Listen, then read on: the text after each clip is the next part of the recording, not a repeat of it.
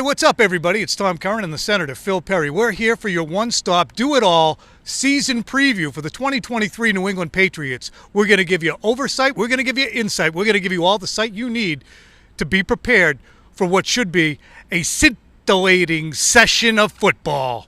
Phil, what do the Patriots need to accomplish? What is their must-do for them to be a playoff contender?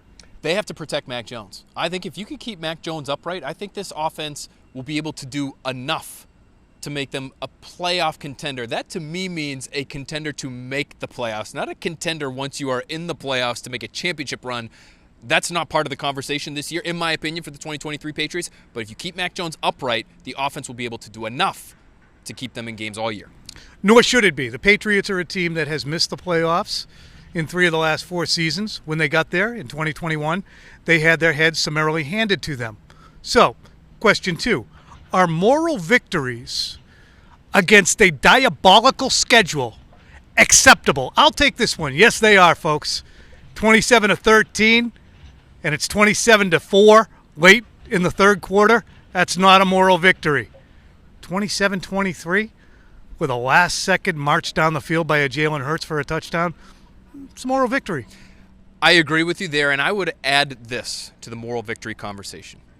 If Mac Jones looks like he's approaching the upper tiers of his position in the league, not the upper tier, and probably not even the top 2 tiers, but if he's sniffing top 10 types of performances as we go through the season, that's enough for me, if you're a Patriots fan, to take a moral victory in any game, week to week, because big picture, that's what matters more, in my opinion, than the Patriots even being playoff contenders, Tom.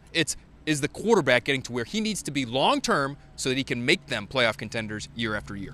I think most would contend then that if Mac Jones is having a sniffing round the top 10 kind of season, then the Patriots are in good stead. Why? Because there is a defense that many folks are calling elite, top 10, maybe even top 5. I disagree. I'll ask Phil first, though. Is this Patriots defense actually elite? If you're talking top 10, I feel very confident saying they're an elite defense. If you're talking top 5, I feel less confident. But, Tom, they're basically a top 10 scoring defense every year the last decade or so under Bill Belichick. So right now, given the talent that they have, in my opinion, on all 3 levels, combined with the coaching of Bill Belichick and Gerard Mayo and Steve Belichick, who I think have sort of made their own names in this league already to this point, yes, I think they can be top 10. They were number 1 in weighted DVOA last year. The nerds out there appreciate that. Number 1. Not number 10, not number 9, number 1. If you repeat that again, you're no question in the top 10 conversation. And don't even try to argue me on that. There's pushback, and it's coming hard. You can DVOA all you want. But what I have is anecdotal evidence of Justin Fields running over, under, and around your defense in a 34-13 win. That was the worst team in football. Lamar Jackson did the same thing a couple weeks earlier. We saw at the end of the year the Patriots actually put up the white flag against the Buffalo Bills. Kirk Cousins kicked their ass up between their ears on a Monday night. The Patriots, Phil, are a team that is 3-13 against playoff-bound teams, and a lot of that falls at the feet of the defense. We've seen them eat alive, your Sam Ellingers. We've seen them eat alive, your Zach Wilson, on multiple occasions. To me, that helps their overall statistics, and I know DVOA is weighted, but I want to wait and see if this defense can be what everyone else think they are before I anointy them. They're not the 2000 Ravens. Right? Can we just acknowledge that? See, now but relative to the rest of the league, if you look at the rest of the league, there are a lot of teams across football who would be more than happy to have this Patriots defense. What's the Patriots' record after their first 4 games? I'm going to give you an optimistic look, and it's going to be 2-2.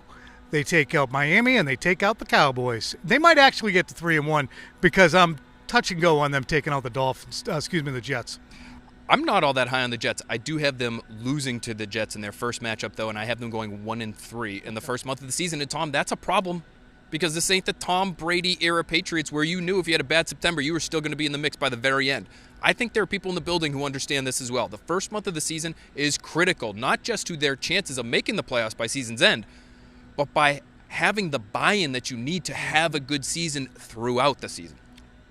Which player will pleasantly surprise? offensively. Kendrick Bourne, 800 yards 2 years ago. I think he's going to be in the mix for a 1,000-yard season this season. He is their X factor offensively this year. Love that. Ezekiel Elliott is mine. People are going to say, well, I didn't know he was still good. Yeah, he's still good. Which player will pleasantly surprise defensively?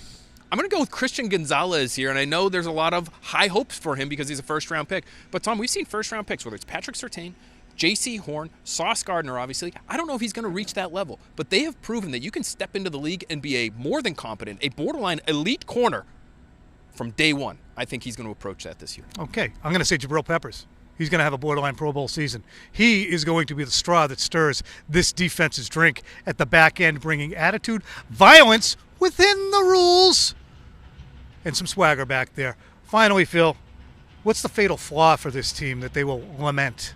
The fatal flaw is going to be specifically, in my opinion, the right tackle position. I think there are some ways, Tom, you can coach around what you have at your tackle spots, but they're too important to just try to get by with Band-Aid solutions for an entire season. I think it's really going to limit them at times in terms of what they can call and how comfortable they are on third down. You have to be able to win on third down in this league to have any kind of success. I think that right tackle spot could really limit them. I'm going to go a little bit more in depth. I'm going to say it's straight out red zone inefficiency again. I just don't think that they have enough weapons down there who are uncontrollable to win. They're versatile. You can give it to Zeke. You can give it to Ramondre. You could probably even get a little whip route with young Demario Douglas or Kayshon Boutte, who I think is going to be better than people think.